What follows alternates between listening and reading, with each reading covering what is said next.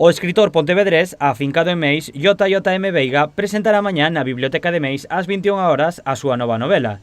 La apatía de los idiotas é a cuarta obra publicada deste escritor, unha novela que tivo un percorrido complicado para sair á luz. Bueno, foi un poquinho complicado, tuve que facer un crowdfunding para poder publicalo, eran unhas condicións de editorial, tras quedar finalista nun concurso. Había que conseguir por lo menos un mínimo de 55 crowdfundistas para poder sacalo adiante.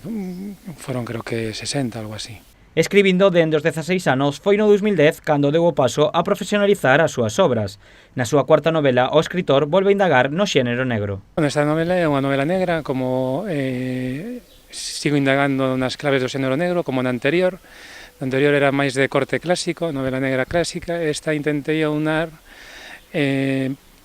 dos estilos literarios que me marcaron moito, como son o realismo máxico e o realismo sucio, coller as claves dese xénero e trasladalo aquí a Galicia, non?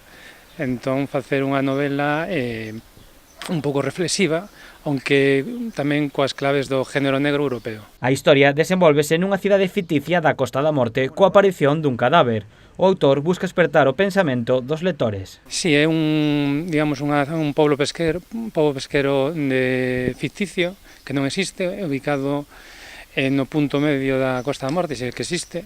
Entón é tamén para darlle un halo de máxico, non?